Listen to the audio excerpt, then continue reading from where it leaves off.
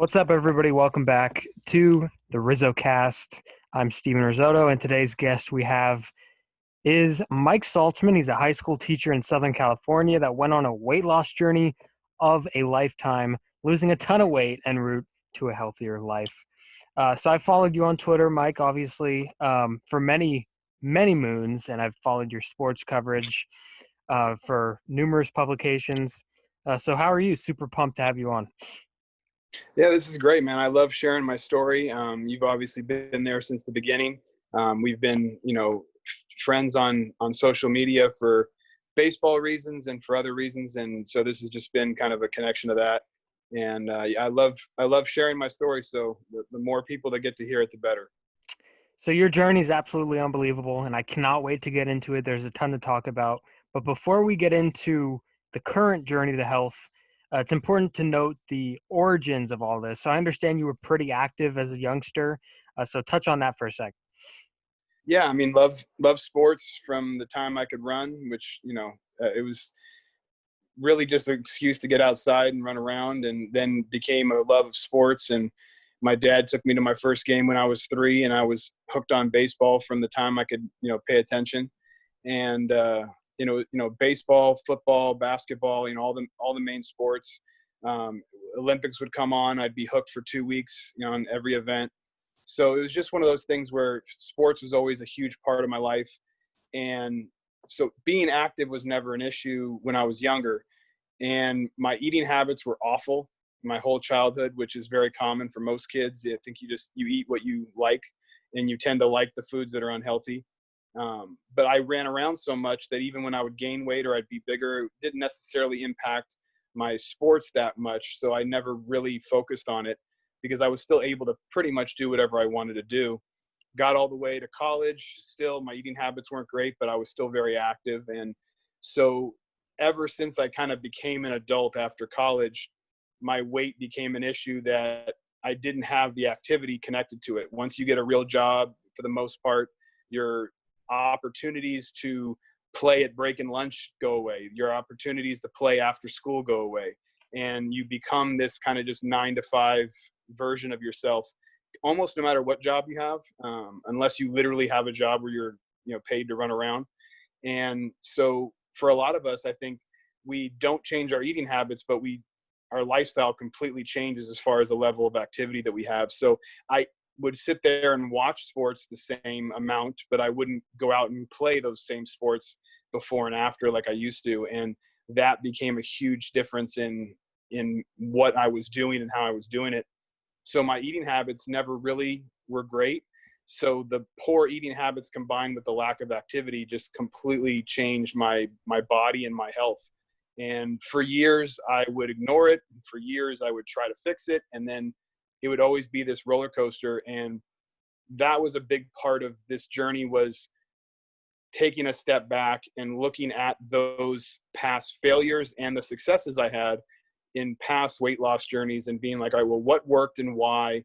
Why did I gain it all back? Why did I not only gain the weight back, but then gain even more weight? What were those things? And then once I started to identify that, it really allowed me to set a plan that was going to be successful, because I think a lot of times people want to lose weight or people want to set certain goals for themselves, but they become short-term goals whether they realize it or not, because what they're going for isn't actually long lasting. It's, I want to lose 50 pounds. So when they hit that 50th pound, they feel like they've finished. And I think those are the kinds of things I had to realize. It's way bigger than that. It's not just, I want to get, thinner for the summer. This turned into what had to be a lifestyle change. And so that's, the mindset really shifted, and therefore the consistency started a lot more than it had in the past.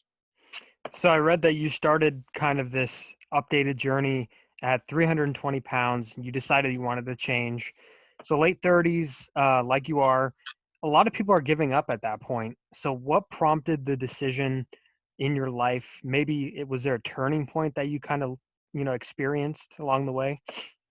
I mean, I think there, at some point, I think you kind of run out of excuses. There's always a voice in the back of your head that can convince you to do the wrong thing that you will sometimes listen to. And it got to the point where I was unhealthy. I was unable to run around with my son. You know, the previous couple of times that I'd lost weight, I have a niece who's 9 now, and when she was young and wanting her uncle to run around with her, I was like, oh, okay. And then I would get tired right away, and I'm just gonna sit down. You go ahead and run. And it was those kind of moments where you're like, man, I really got to get my life together because I'm not able to run around with my niece, and so I'm losing time with her. So that was kind of part of it. Was you have those moments where you're running around with your 2-year-old son and you're like, I can't keep up with him. And that's a safety issue as much as it is, just a kind of heartbreaking realization that you can't do some of the things you should be able to do with your kid. So those are part of it. But I think what really it came down to, and what I ended up investing in the book about, and what I kind of wrote down for several chapters, was the kind of epiphany moment of, it has to be something that you care about more than anything else.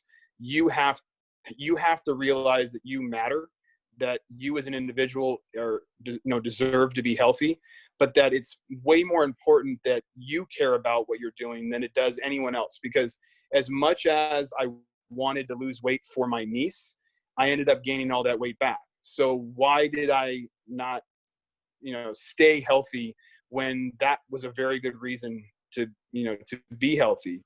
And part of it was I wasn't prioritizing my own health and happiness. I was prioritizing others. And you think you want it for yourself, but you only kind of want it. Everyone that wants to be rich, they want to be rich, but they don't want to put the work in and the hours it takes to go be better than everybody else at something. So when it came to this, it's the same kind of thing. Until you believe in your heart that you deserve this, and this is something you should have for every day, not just for the next few months. Because I think that happens too. People are like, all right, starting today, I'm going to, today's day one, and it's a Monday on January 1st. And, whatever the start date is and the reasons for it, if you're just doing it because you want to shut other people up, or you want to just fit into some outfit or whatever, it's like, those are reasons, but they're not good enough, I think, for the long lasting effect. If I always looked at it as a weight loss journey when I started and then failed, this time I realized it was a journey to health. That was kind of one of the big things for me. It was about being healthy. So if I was making unhealthy choices, I needed to figure out why was I doing that, and I needed to try to stop doing that.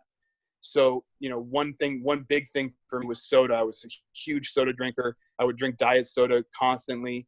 The first 2 times I lost significant weight, I would drink a lot of soda because, you look at the label, diet soda says 0 calories. So you're like, perfect, I can drink gallons of this stuff and I'll be fine. And yeah, I did lose weight, but I was drinking something very unhealthy.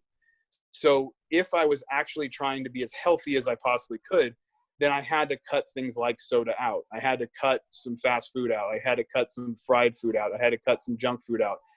Things that I shouldn't ever eat, or at least I really need to severely cut down. Because what is my goal here? Is my goal just to lose weight? Because then I can just cut my portions down.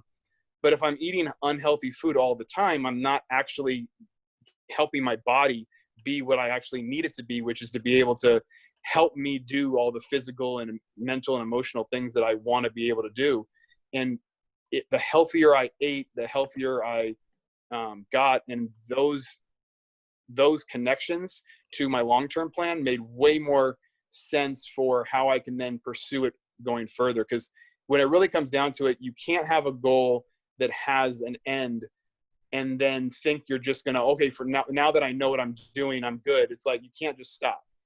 This has to be a long lasting thing. And so it starts from believing in yourself. And then from there, everything else becomes easier because you're telling yourself from the beginning that this is something I deserve. And everything else becomes easier after that, at least in my experience. So you mentioned this. So as a teacher and spending pretty much your entire professional career helping other people, did you get kind of a sense of meaning when you said to yourself, hey, I'm going to do something to make me happy? Yeah, I think, it's kind of ironic that people that do get into teaching or coaching sometimes will forget about themselves. I don't think that was my case 100%, but I do think your entire focus is on others in what you do during the day. And, as much as we want to call ourselves, fathers and brothers and friends and neighbors and all these other labels that we have for ourselves, what we do in our careers tend to define us more than most other things, not because of the most important, because it's the amount of hours we spend doing those things versus others. If I'm at school from 7 a.m. till 7 p.m. teaching and coaching, I barely see my family during the week. And it doesn't mean that my work is more important, but it does mean that I am investing so many more hours into that. So your mindset becomes, I have to help these students get better at this task. I have to help my athletes get better at this task. And so you're always thinking about others. And so there is a part of me that would focus on everybody else instead of what I need. And it's also a defense mechanism. It's also survival techniques. Like if your wife's going through something, if your son's going through something, you put aside your stuff and you focus on them, and we don't ever mean to be selfish, but I do think that there's some tunnel vision that we all kind of have also in our own survival of like, what do I need to do to get through my day? And so sometimes that'll happen and for yourself, but a lot of times you're seeing other people do that and you're trying to help them navigate it for them, whether it's, like I said, my wife or my son, or whether it's my athletes. So if they're going through a crisis, you're putting aside everything that you're going through and you're helping them, right? If you have a kid you're coaching that's just in the corner, just completely sobbing because they, something really horrible just happened, you're not going to think about anything else in that moment. You're going to focus on them. And so it just becomes kind of a pattern where it's like, all right, what fire do I have to put out today? And you're not like looking for that, but it's like, those are the things you notice first. And so I think in a lot of ways, there's some truth in that you do kind of get lost in other people's worlds and you end up forgetting that your world matters too. And it's okay to be selfish in that way. That I think the more selfish we are in caring for our own well-being, the actually better version of ourselves we can be for everybody else. Because then people see that we're putting that time and effort into ourselves. They realize that that's important. They see that value in it. And then they want to look for themselves too and help themselves as well, or just help you and vice versa. I think it all becomes what we focus on when we're around people. They end up seeing that, well, that must be what matters to them because that's what they see us do.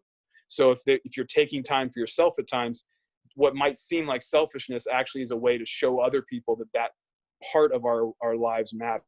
It matters that we care about ourselves enough to take some time for ourselves and not be so unselfish, as much as that seems like the opposite. Like you should want to be unselfish. It's like, of course we do. But if you're never focused on yourself, that actually is a really poor way of going about things. And because you're gonna lose yourself in that way. So I know you mentioned your son Aaron and you have a wife Danielle. I have to imagine a big part of the decision to change was thinking about the possibility of being there for them as long as possible, right? So was it relieving thinking, hey, if I do this, I'll be able to add some years onto my life and continue to help them out and continue to be in their lives? Absolutely. I mean, it's, I preface every post I make when I share my stuff online that, I say that it's for me, but it's for Danielle, it's for Aaron, it's for my family. It's all part of the same, circle of life, as it were, where it's like, the things that matter to you, they all matter the same.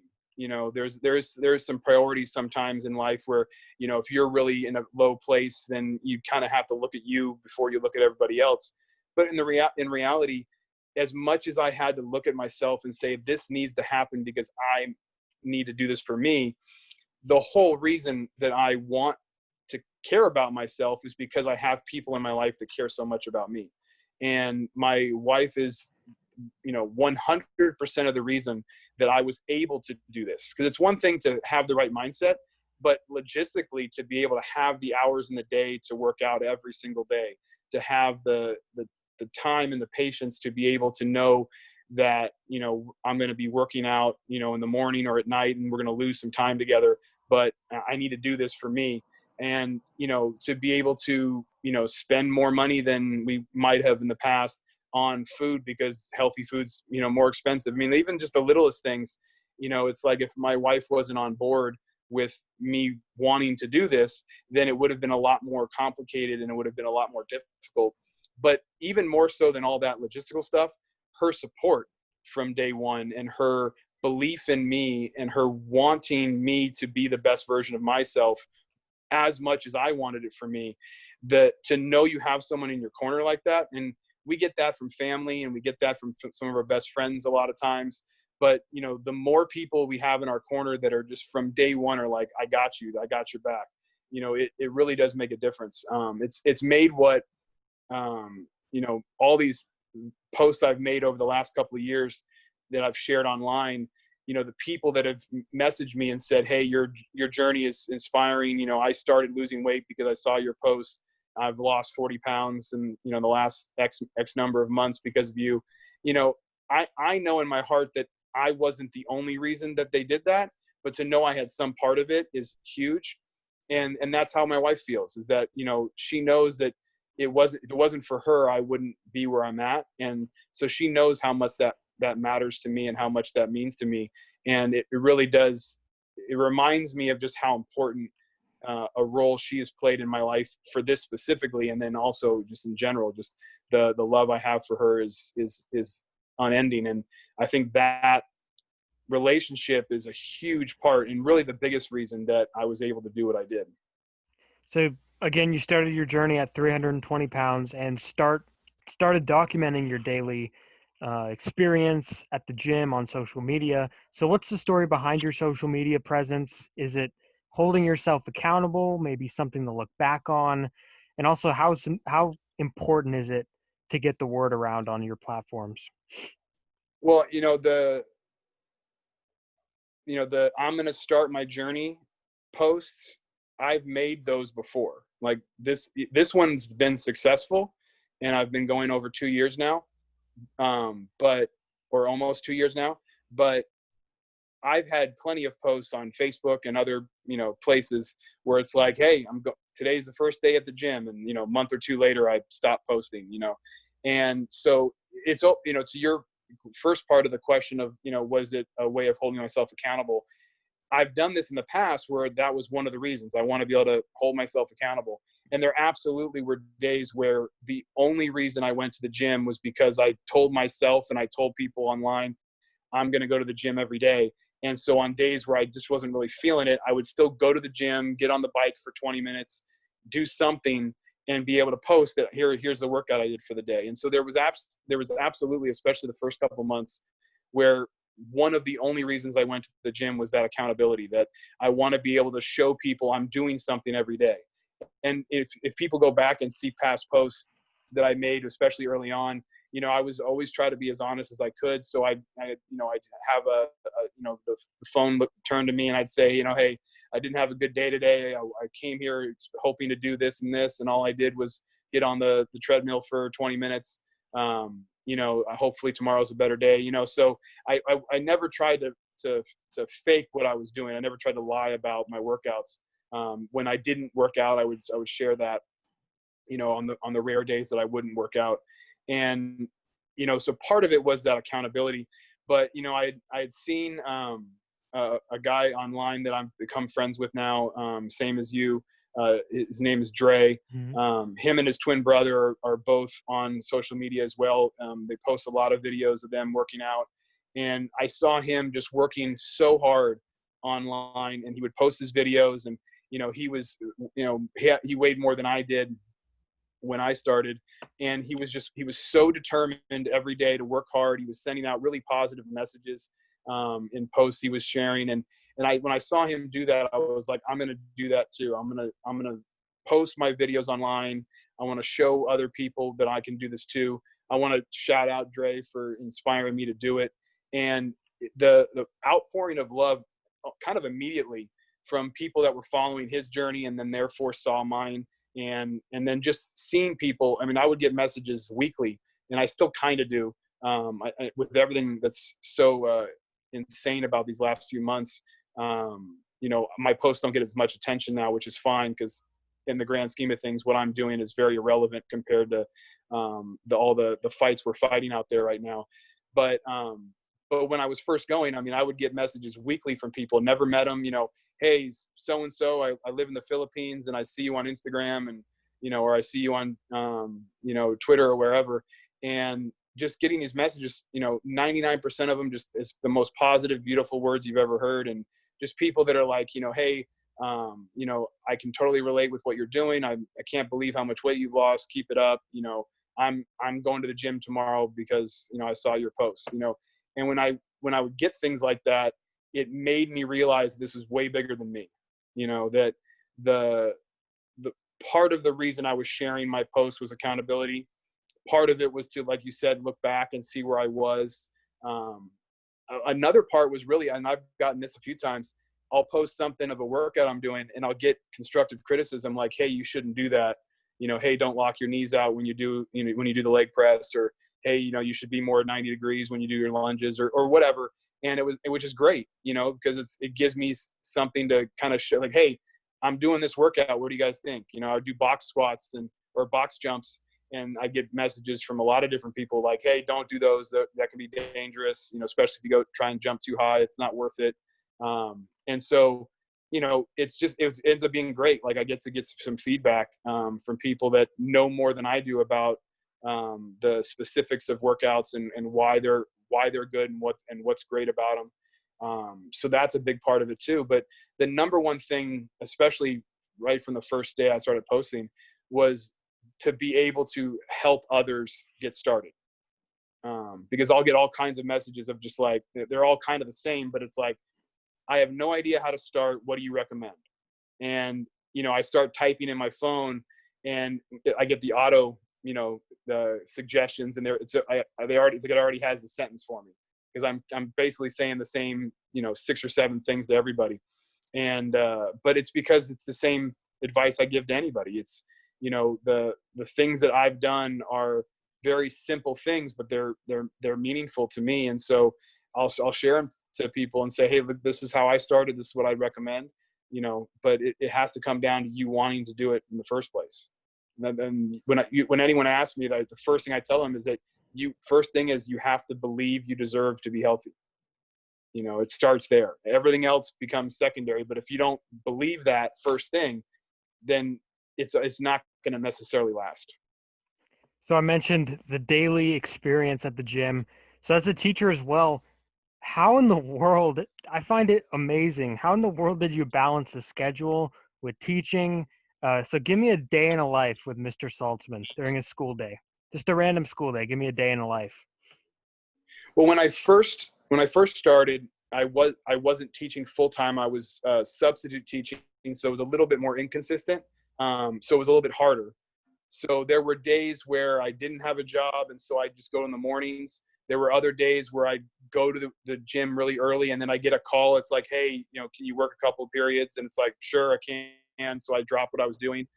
So when I got to be where I actually had a schedule, especially when I got to the teaching job I have now, which is in Ventura, is when I would lift, I'd work out at the school gym. When if I had a prep period, I would try to do, if I wanted to go for a run or something, I'd go during then.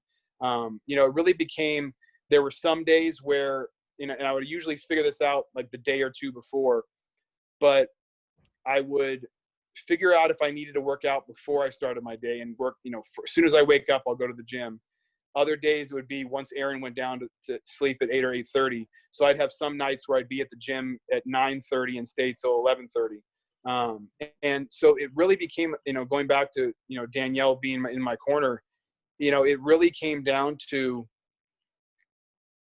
what am I going to sacrifice today to make this work? Am I going to make it more difficult to grade papers because I'm going to go during my prep? Am I going to make it more difficult to spend time with my wife because I'm going to go while Aaron's asleep?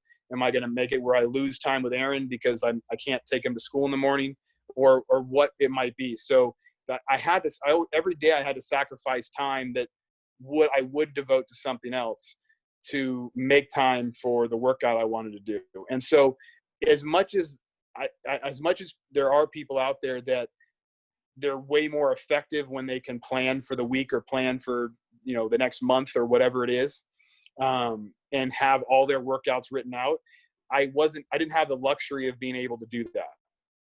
that for me, it was, on a Monday, maybe it's like, all right, so today I'm going to do this. So tomorrow I'd like to do this. So when can I get that in? Okay, I probably can do it if I just go when Aaron goes down for the night, and then I'll go then. Or, oh, you have something tonight? Okay, I'll try and go when I'm at school, or I'll try to go before I leave for work.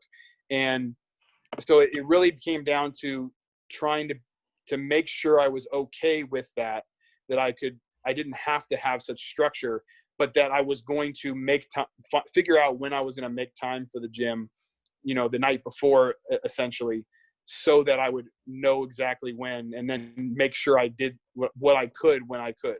And so some days I only had 30 minutes and I couldn't do a great workout compared to, as far as length of time. So I had to shorten it up. Maybe I was doing some more, kind of hit drills, or I would just do something light, because it's like, all right, well, at least I got something in.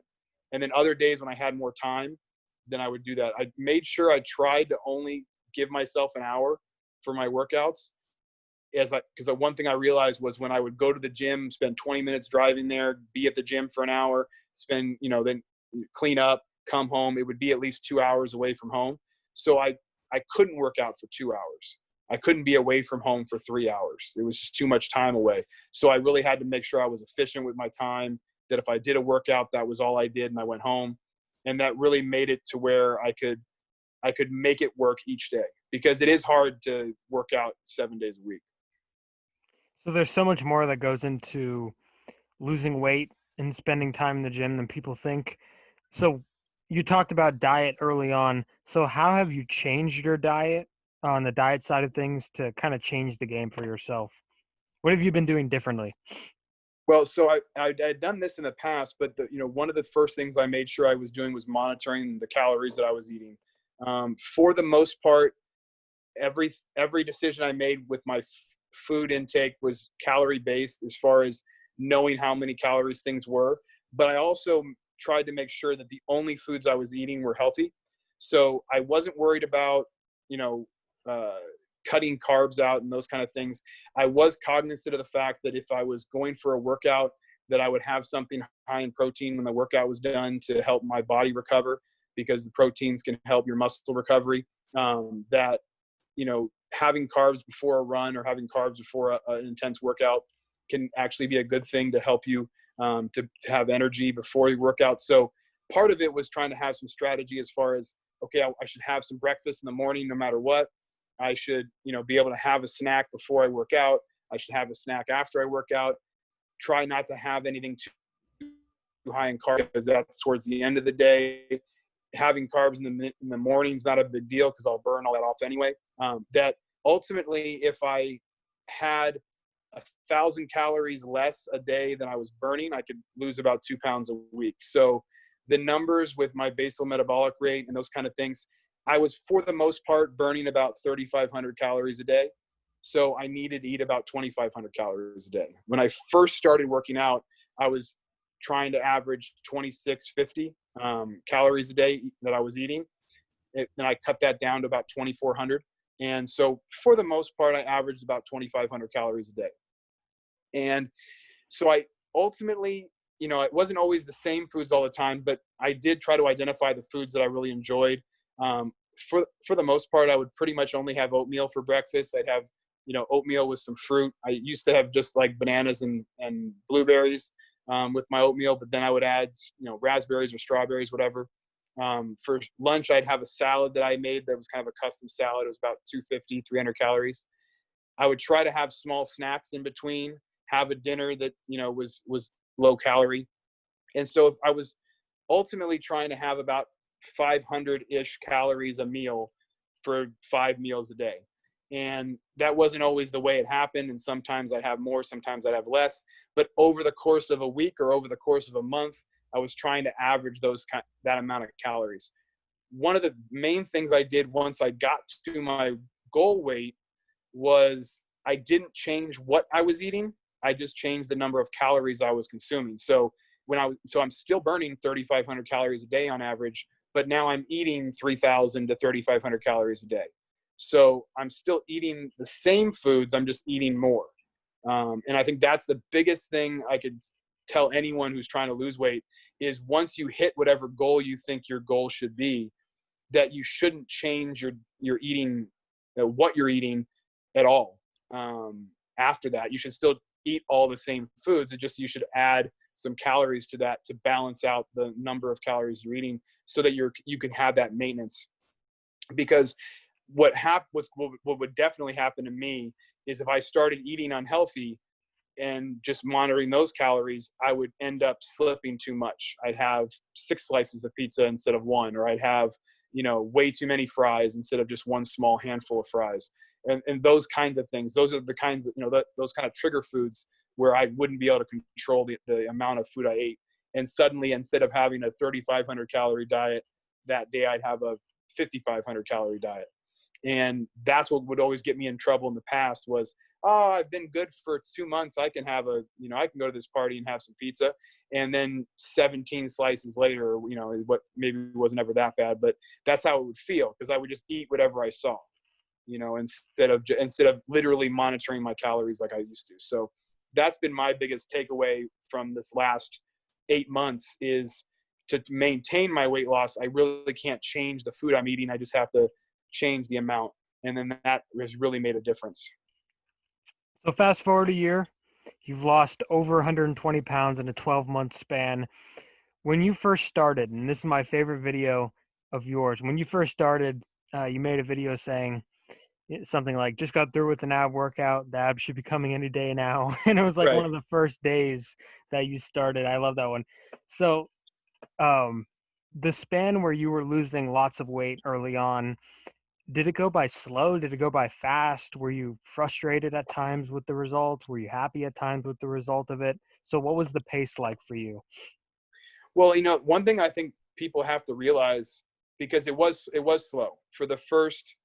So I started in the end of July. In January of, it was several months in, but in January I still weighed almost 200. I weighed over 275 pounds. So I was still severely overweight for what I should be, and yet I had lost over 40 pounds. I was getting close to losing 50 pounds. So both of those things are real. You're still severely overweight for what you want to be. You still don't like the way you look necessarily, and you still have lost almost 50 pounds. And so that third one that I just said has to matter also. And it's so easy to look in the mirror and be like, man, why can't I look good yet? I've worked so hard for so many months and I still don't look like I want to. And that is the kinds of like toxic things that enter your mind, and you can't let those take over. And those have taken over in the past. And I know there's people out there where they've worked so hard, they've lost 80 pounds, but because they still look overweight, they feel like they haven't done anything. And it's like that you can't look at it that way. And so, the pictures that have gone viral where everyone's like, I like how he looks happy in both. that first picture is from my 45th day. I had just finished a workout, and so I was ecstatic because I had a great workout that day. But one of the reasons that I shared that photo over some photo from day one is because I didn't take a photo of day one. The video that you just referenced was from day 2. And so that photo there. And the video was from day 2. And I had done some videos. I was more interested in trying to share videos than I was pictures. But I didn't take a picture because I wasn't even confident enough in myself at day 1. This is definitely going to be the one that's going to win. I'm definitely going to win this time, because it was still just a mindset I was hoping would work, and by day 45, I knew I was doing something that was going to last. I had 45 straight days of workouts. Not every day was a good workout, and not every diet was a great diet, but I wasn't eating unhealthy foods ever. There were times where I might get to 4,000 calories in a day, but it was all healthy food. I was just kind of overeating some things that I, should have limited. And so I was making some significant changes. I hadn't had soda in months. So there was a lot of things I was doing well, and I was letting those good things outweigh the negatives, because it absolutely felt slow. There was definitely times where I'm like, man, it's been 60 days and I'm still not looking like I want to look, but my clothes started to fit a little bit better. And my double XLs and my 3XLs, weren't so tight on me anymore. And all of a sudden the double XLs were kind of loose, and I'm like, oh, I'm going in the right direction. And so I absolutely had days where I felt like, man, this doesn't feel like it's ever going to get there. But I had to look at it from the positive side too, that I was in fact losing weight, and that even though 20-pound weight loss in, I was still 300 pounds. Yeah, but I was 320. So I'm still so far away from where I was. And I did have to tell myself, like, all right, well, if I want this 20 pounds to matter, I can't gain it back ever again. I have to keep going this direction. So even on a day where maybe I ate too much, or a day where I didn't have a great workout, it was like, okay, but I did work out and I did eat some healthy things. So tomorrow I'll try to do better. But I did do some good things today, even if I may have done some things I wasn't proud of. And that consistency, that ball rolling, it's why that photo, I think, resonates with people, because they see a guy who's overweight, but he's pumped and motivated. And then they see a guy who's, essentially accomplished their goal. And that's what everybody wants for whatever their goal is they want to be able to be confident when they start and be confident when they finish. And I think that's what that photo has become for people. Yeah, it it has over 63,000 retweets, 519,000 likes. Did you Well, and realize this would? that's not even including the Reddit time. Times it's been on Yeah, Reddit. I mean, I get people mentioning that they've seen me on something I don't even know where they've seen me from. Even today, I got a bunch of new Instagram followers, and whenever I get 30 new Instagram followers out of nowhere, it's because somebody shared that photo, and 90% of the time they don't tag me, so I don't know it's happened, but I can guess, because usually I don't get that many followers in a row anymore. Usually I'll get one or two every day here or there. So if I suddenly get 30, I know somebody shared the photo again. And that's great. so it's always fun, because I always get new people who get to see the journey for the first time. You're just like, yeah, whatever. So since California implemented the new the shelter in place order, gyms are closed. Was it an easy adjustment for you to work out at home? Did you have to maybe take some time in between to figure out what you were going to do and game plan a little bit? So what was that transition like? I think, the way I described it a second ago with kind of my workouts, that I've always, this whole time I've had a mindset of, well, I'll try to do this, and this over the next 2 days or 3 days. But if I can't do it, I'll do something else. So I've always kind of had that mindset this whole time during this journey, that I would just adjust to what I could do, and I wouldn't stress too much about it. So all the shelter in place did was just made me have to minimize what I could do, but it didn't mean I couldn't do anything. So at first I was doing a lot of, push-ups, and I was doing a lot of sit-ups and those kind of things. And I was getting a little tired of it. And I started finding, inanimate objects around the house, or I'd ask Aaron to come run over, and I'd, pick him up and whatever. And, it was just trying to find something to do so I could, not only share that I was still doing something, but also prove to people that they could find ways to work out at home too. And, then once it got serious to where we really couldn't go out anywhere, I started looking online on Amazon, looking for different workout equipment.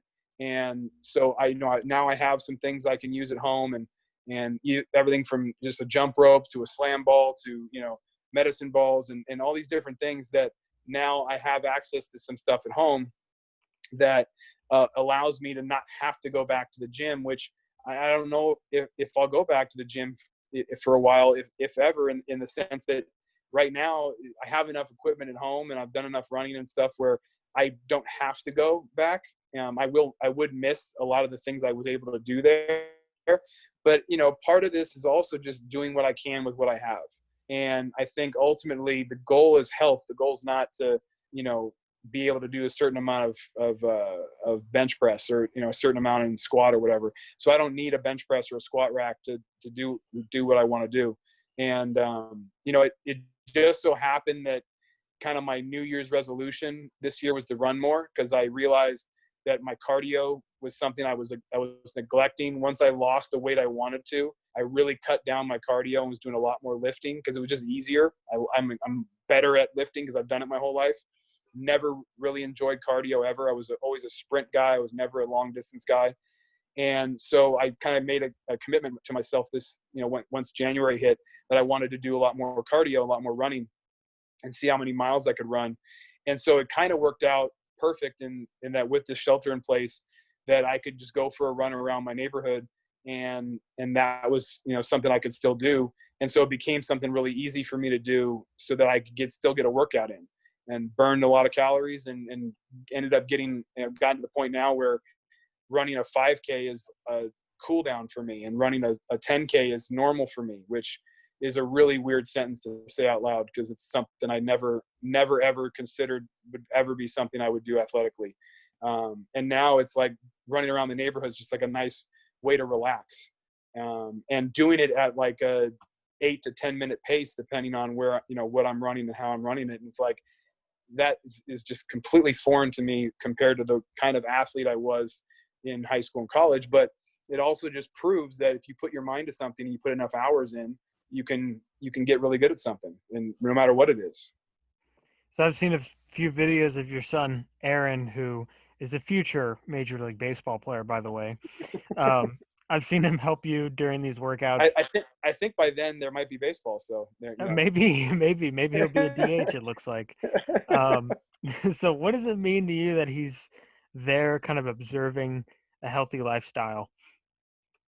It's everything else I'm doing this for. I'm doing this for me. I'm doing this for my wife, and her support means everything to me. But Aaron is the heir apparent, literally. And I remember, and this is no knock on my dad because he's one of the most amazing humans in the world to me, but I'd see him on a Saturday, we'd sit on the couch and watch the ball game and eat potato chips and drink some soda, and it was like, and that looked like my perfect life. And I became that. I became the guy that sat on the couch and watched the ball game and had a bag of chips and drank a soda. And it, had my dad spent the weekends running around with me more, maybe I would have done that more. And in saying that, I'm not knocking my father at all, but it does make me cognizant of the fact that what we see as kids has a big impact on our lives. That, having a comfortable couch or a lazy boy and watching the ball game, or listening to it on the radio while just sitting in, comfortably on some chair in the backyard was like a perfect weekend day for me. So if my kid gets to see me running around the neighborhood, or going for, going for a workout at the gym, and when he gets older is able to come with me and see me put the time in, it's like those things are going to, even if he doesn't care about those things, he's going to see that it matters to me, and he's going to see that health matters to me, and he's more likely to be healthy because of that. Because, a lot of times, one of the things I think you realize as a parent is you can try to shove something down your kid's throat, figuratively, about like, hey, I love baseball, so you're going to love baseball. But if they don't like the game, they're going to walk away from it. And if they do love the game, they're going to eat it up because their dad loves it. It's one of the two extremes, kind of. And so I'm not trying to shove anything down, down Aaron's throat. I'm not trying to force anything on him. I don't say like, hey, you have to like the Warriors or you have to like the Giants. It's like the things I love don't have to be the things he loves, but at the same time, him seeing what I prioritize and what I think is valuable and important is going to impact him. And if I don't eat certain foods because they're unhealthy, and I say, no, that's unhealthy, so I don't like to eat it, or I don't like to eat it very often because it's unhealthy, it'll give him a good sense of, all right, well, then this is maybe something I only eat on a special occasion, or maybe I'll only eat it once in a while. And so I don't want to make things off limits for him, but at the same time, you want to give him that guide of like, no, there's a reason behind what I'm doing, and here are some of the reasons. And as he gets older, he'll be able to learn those things and understand them better, and then he can make his own decisions. But I absolutely know that what I'm doing could have a very positive impact on how he looks at things, and that means everything to me. So what does Aaron deadlift? You know what? He can pick up my 6-pound medicine ball. I don't know exactly the amount of weight he could pick up, Um, but I I'm also not the one thing I definitely don't want to do is make him care about those things. I'd love to just kind of secretly, give him some, weight. Like I was even just out front, I was kind of measuring off what 100 meters was, and it was like, all right, let's, see how fast you can run. And I would time him like, oh wow, you did it in 20 something seconds. That's a new record. Way to go. Not with the idea that we have to train you to get faster, but just trying to make it fun for him. And I think, if I put weights on a deadlift bar and said, okay, pick this up, it's like, honestly, it's more about, no, here's some toys. Can you pick these up? And they might be heavier toys. Like, just start from a place where it's something he'd already want to do.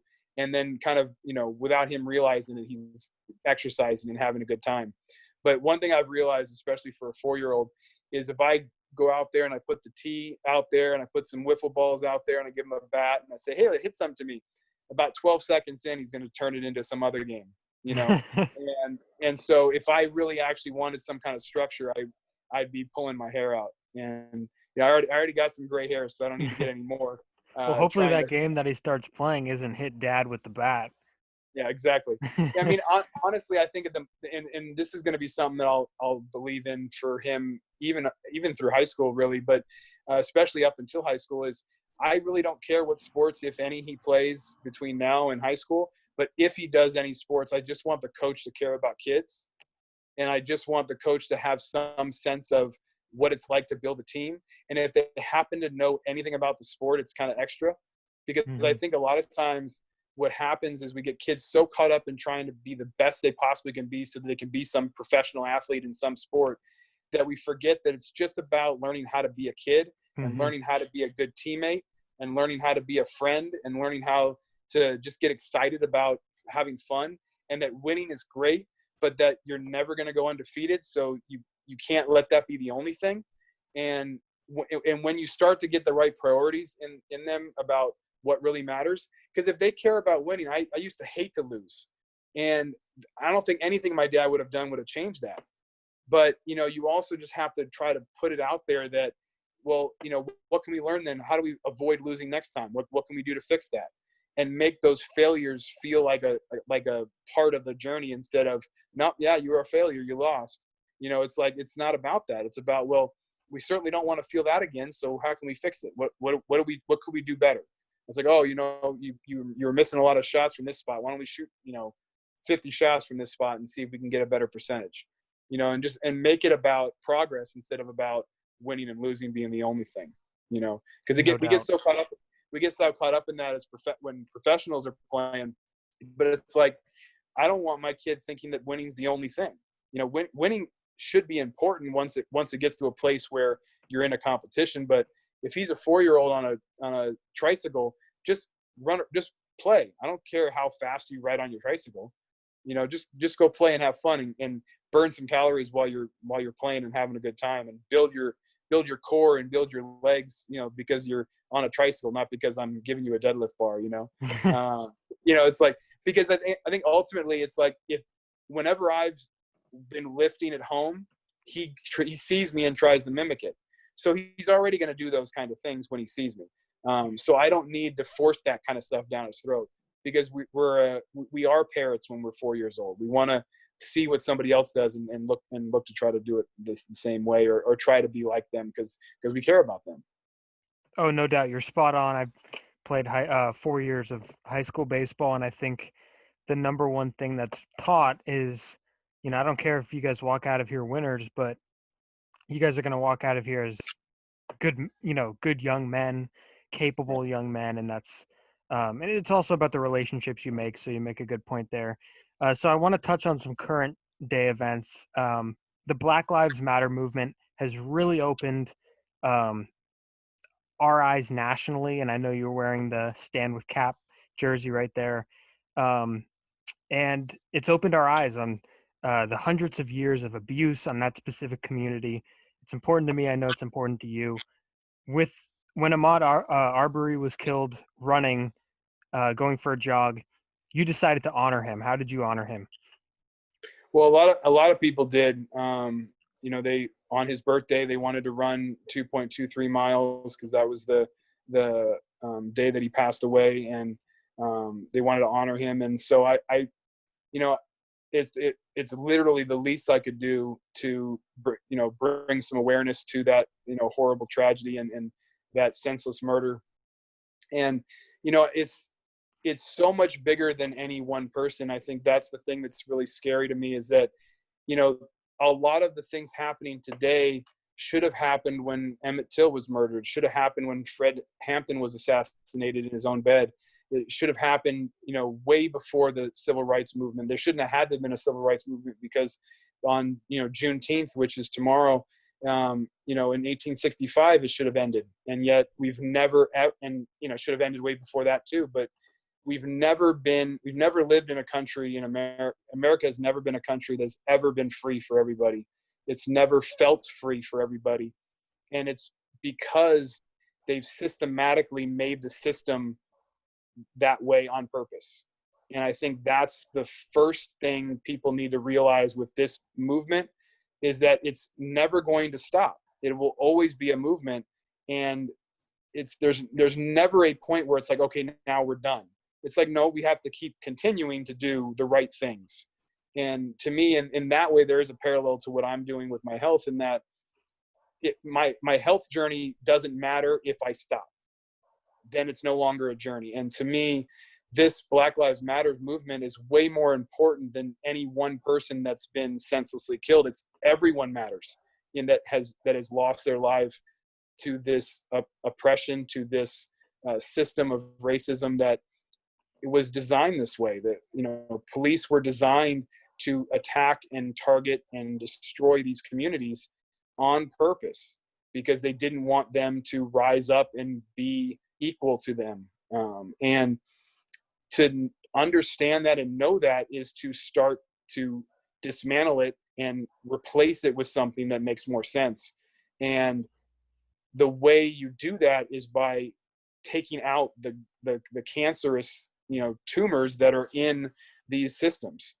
And they're in all systems. It's not just police. It's the CEOs of companies that don't hire people because of their first name or last name. It's people that work for companies that don't consider helping people that are LGBT or other groups. The fact that indigenous peoples still have very few rights in this country. There's so many other battles that matter just as much. And to me, what Black Lives Matter is all about is finally shining a light globally and nationally on the fact that it's never not been this way. It's always been this way. Donald Glover's, song is Childish Gambino, "This is America." That's the thing I think people need to realize. This has always been America. This is America. This land of the free, home of the brave sounds beautiful. It's not true for all Americans. It's not true for everyone that's born here. That there are so many people that have been born in this country that have never truly felt free. They might have said they were. They might have even said that they believe that they are in the best country in the world. They're not necessarily telling the truth, because they know in their hearts that they've never actually been looked at as Americans 100% by all people in this country. Because when the current president or other people that agree with him are saying, we want things back the way they were, they are saying it as they want people that are whiter than the people that are doing this to be the ones in charge. They don't want people that have more melanin in their skin to have power in any place. And they feel like that's an affront to what they want, which is to feel more comfortable because everyone looks like them that's making the decisions. And it's a really sad, disturbing reality when you realize the country you've lived your whole life in has never been accepting of so many different people. 1,000% agree. Michael, thank you very much for joining me. You guys could follow him on Twitter. His Journey to Health Twitter is @Can'tUntil. I will put it in the description. If you're listening, I will put it in the description. And if you're watching on YouTube, I'll put it in the description. I will also put, he has a new book, which is called You Can't Do It Until You Believe in Yourself. I'll put that in the link as well. You can find it on Amazon. And he's also on Instagram at Can't Until. So yeah, Michael, thank you for joining me. I appreciate the time.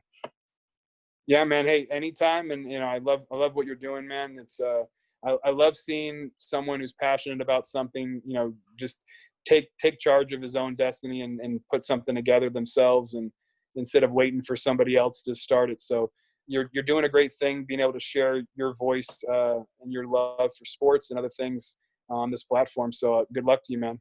Thank you. I appreciate it. What else am I gonna do? We're home, so no better time to start this than now.